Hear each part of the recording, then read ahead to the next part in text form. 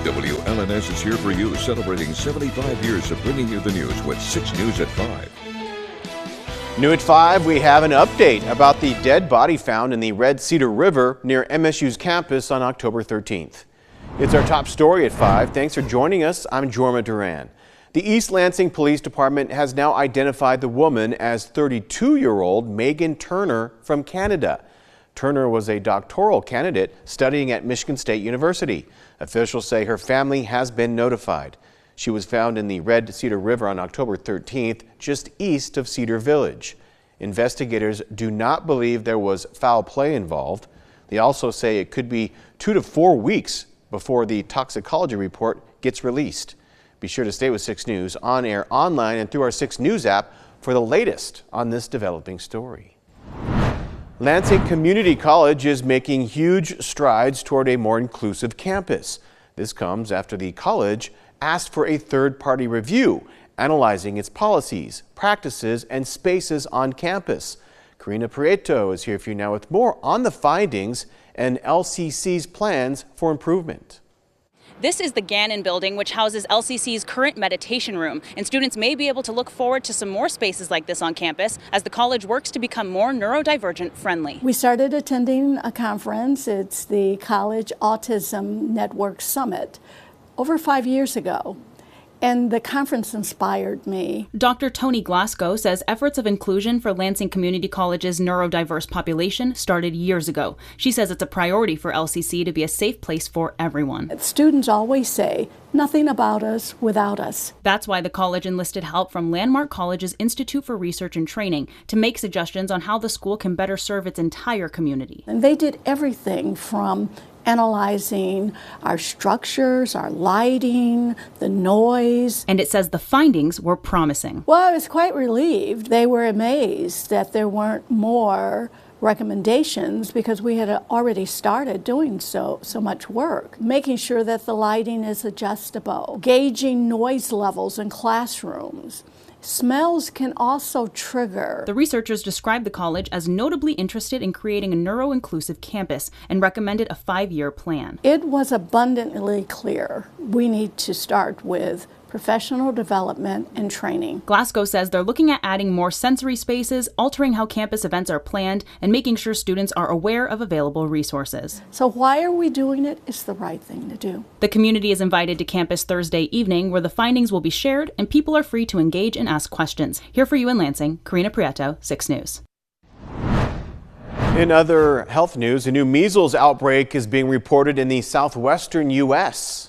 More than 100 cases are now confirmed in an area that includes 2 states.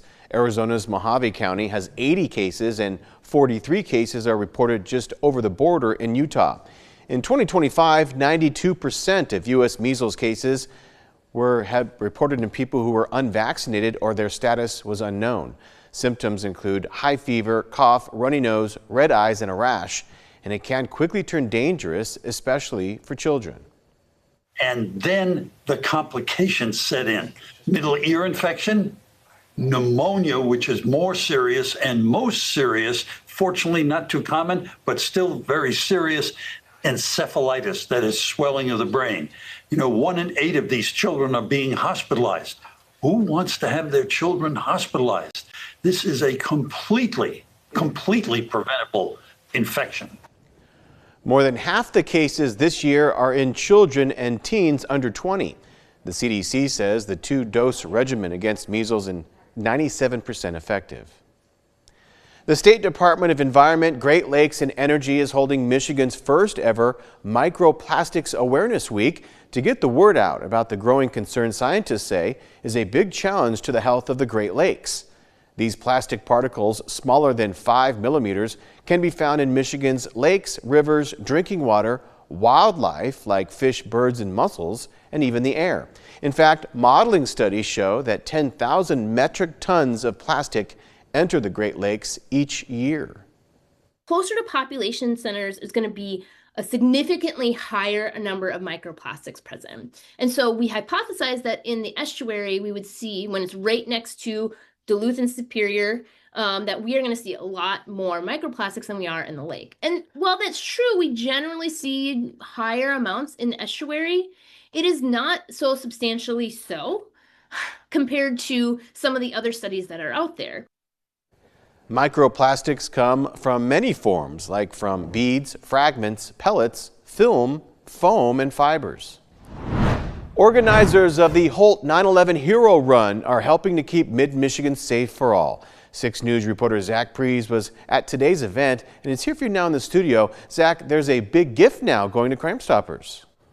Jorma, there certainly is. Organizers of the 9/11 Hero Run presented a check worth $9,600 to Crime Stoppers of Mid-Michigan this afternoon, a check that they hope will help keep Michigan's streets safe. Now, organizers say that the Hero Run serves a few key purposes. One is honoring those lost on the tragedy of 9/11, while also helping local charities and nonprofits. And this year, Ingham County Sheriff Scott Rigglesworth thought that Crime Stoppers would be the perfect recipient. Crime Stoppers raises money to give out awards to citizens who call an anonymous line with information leading to the arrest of felons in Mid-Michigan. Crime Stoppers says the nearly $10,000 will go a long way, as many of their rewards are only a couple of $100s. They add they hope that the donation will translate to safer communities. $9,600 is significant for what we try and do in terms of paying out rewards to try and help take bad people off the streets. Again, getting publicity for the bad guys, and hopefully we can help our law enforcement agencies get them off the streets. The 9/11 Hero Run happens every year on September 11th in Holt. And if you are interested in donating to Crime Stoppers yourself, we have information on the Scene on 6 section of our website at WLNS.com. Back to you, Jorma. Zach, thank you very much. This morning, members with Capital Area Michigan Works teamed up with the Michigan Department of Labor and Economic Opportunity and those with Lansing Community College to host an event showcasing the advantages of registered apprenticeships. The event, called Race to Talent, was held at the LCC West campus. More than 50 employers signed up for the event, which featured presentations from employers and apprentices about their own successes, and a panel discussion about the process of establishing a registered apprenticeship and how it can benefit businesses. Apprenticeships are really a win-win model. Employers get to create a training program that's customized to meet what their needs are, and our employees who are going into those apprenticeships are learning those skills that they're going to earn a nationally recognized credential with. So it's really about making sure that we're meeting the need of what our employer community is looking for here. For more information on Capital Area Michigan Works, you can call 517-492-5500. From Storm Tracker 6, this is Weather First, sponsored by Auto Owners Insurance. Simple human sense.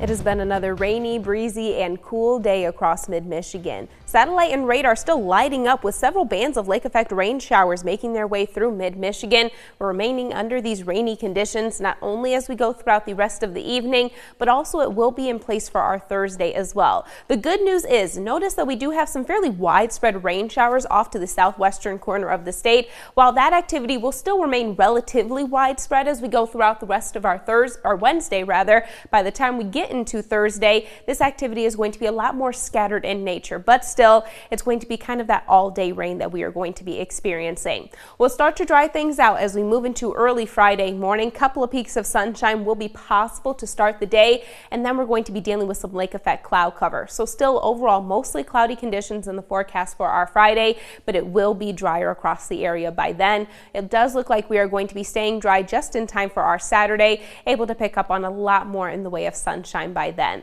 Now, wind gusts across the area today, we're still hovering right around that 20 to 35 mile per hour mark. We'll still remain relatively breezy as we go throughout the next few hours, and then notice overnight tonight those winds will begin to calm down, gusts anywhere between 15 to 25 miles per hour. It does look like we'll continue to decrease those wind speeds even as we move throughout the day on Thursday and into Friday as well. Temperatures across the area right now fairly similar compared to what we were dealing with at this same time yesterday. Wednesday. The exception, 5 degrees cooler in Howell, 7 degrees cooler for their current temperature over in Adrian due to the lack of sunshine and, of course, the light to moderate rain showers that we are currently experiencing.